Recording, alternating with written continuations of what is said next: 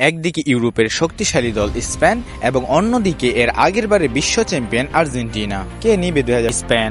ইউরোপের এই অন্যতম শক্তিশালী দলটি গ্রুপ পর্ব থেকে শুরু করে একটা ম্যাচও কিন্তু এখনো হারেনি, অর্থাৎ তারা ফাইনাল নিশ্চিত। স্পেনের শক্তি হলো দুর্দান্ত ডিফেন্স এবং সর্বোচ্চ বল দখল। আর্জেন্টিনা গ্রুপ পর্ব থেকে শুরু করে তারাও কিন্তু একটা ম্যাচও এখন পর্যন্ত হারেনি। তাদের শক্তি, বড় ম্যাচের অভিজ্ঞতা এবং তাদের বল চাপানোর ধরনটা কিন্তু একদম খুবই ভয়ঙ্কর, এবং সেই সাথে মেসির নেতৃত্ব এবং ফিফা ওয়ার্ল্ড কাপের যে 13টা ম্যাচ হয়েছে এখন পর্যন্ত কিন্তু তারা হারেনি। এবং আর্জেন্টিনার কিন্তু আরও একটি পাওয়ারফুল শক্তি রয়েছে।